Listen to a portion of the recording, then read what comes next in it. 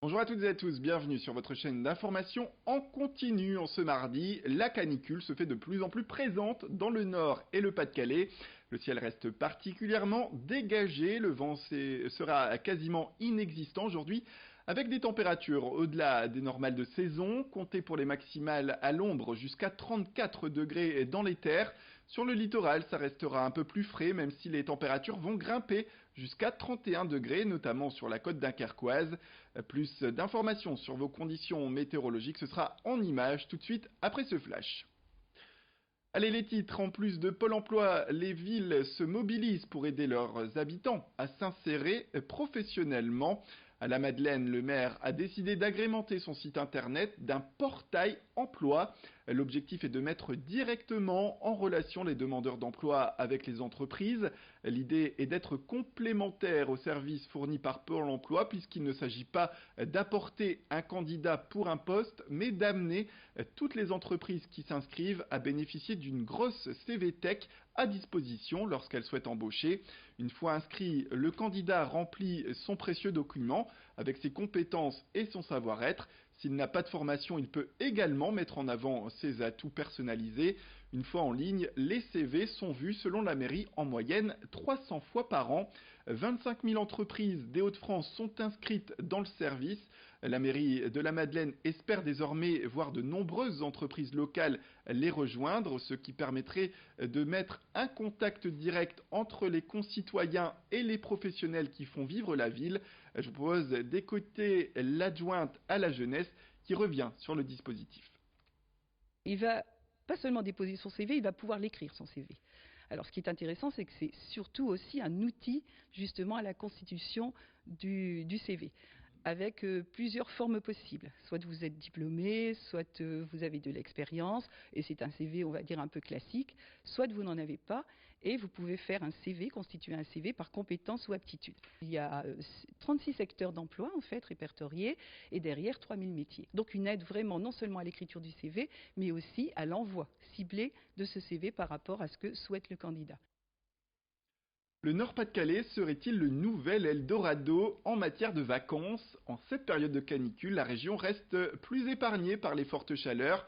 Ce week-end déjà, les vacanciers étaient nombreux à profiter de la fraîcheur opalienne. Des Calaisiens et des Boulonnais bien sûr, mais aussi des touristes de tous les Hauts-de-France venus profiter des presque 10 degrés de différence sur la côte par rapport à l'intérieur des terres et par rapport au sud de la France, avec une eau plus fraîche également, entre 18 et 21 degrés. Des températures plus basses que dans le sud, mais elles restent fortes et n'empêchent pas les plagistes d'avoir envie de se baigner, bien sûr. Corentin Escaillé est allé en témoigner. C'est plus frais, ouais, c'est quasiment 10 degrés de moins, plus respirable et il fait beaucoup moins chaud et on peut mieux profiter du temps sur la côte d'Opale plutôt que dans les terres. Ouais, ça fait du bien. Ouais, le soleil comme ça, ouais, on n'a pas l'habitude et ça fait du bien. Vous êtes allé à l'eau un peu? Ouais, Elle est bonne pour une deux fois? fois, elle est bonne, elle est bonne.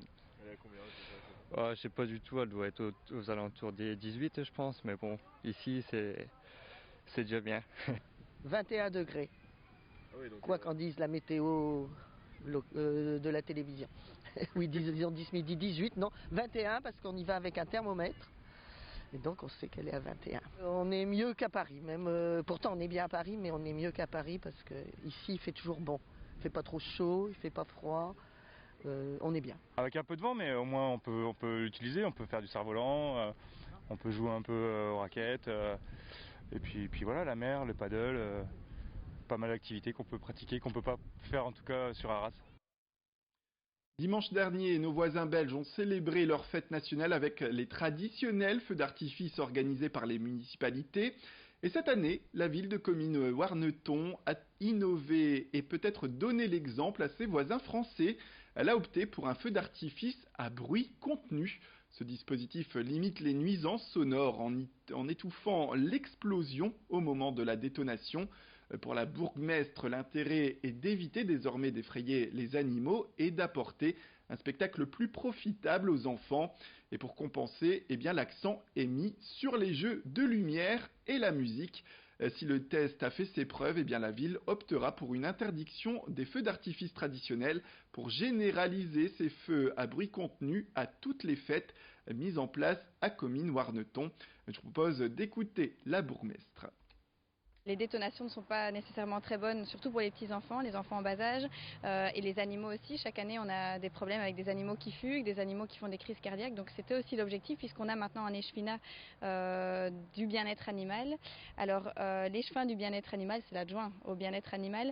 C'est quelque chose qui avait été mis en place par la région wallonne, par le ministre du bien-être animal. Et une proposition avait été faite aux différentes villes de créer cet échevinat du bien-être animal pour protéger davantage les animaux.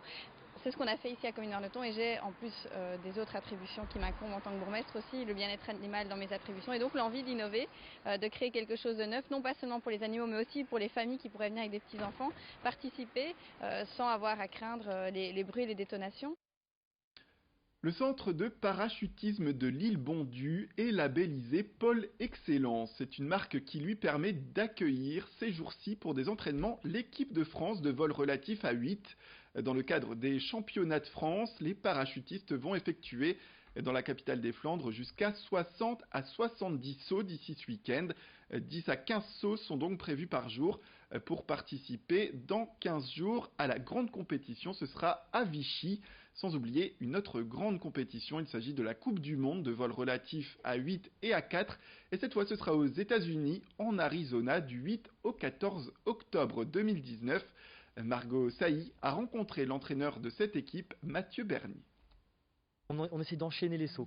On enchaîne les sauts, nous on fait du vol relatif, c'est l'exécution en chute de figures imposées, donc il n'y a pas de côté artistique, hein. Ce sont des figures géométriques à 4 ou à 8. Donc on a un programme d'environ une quarantaine de figures qui sont tirées au sort pendant la compétition. Une manche, c'est l'enchaînement de 5 ou 6 figures, et il y a 10 manches. Donc la combinaison est vraiment infinie. Enfin en tout cas très élevé. Donc le but c'est de répéter un maximum de sauts pour pouvoir s'entraîner sur le maximum de combinaisons possibles. Donc la vitesse, la précision, la synchronisation, la coordination, voilà, on travaille sur toutes ces petites choses là tout au long de la journée, tout au long de la saison. Voilà, c'est la fin de cette édition. Merci à toutes et à tous de nous avoir suivis. Restez avec nous, l'information continue tout de suite. Retrouvez, comme promis, vos prévisions météo.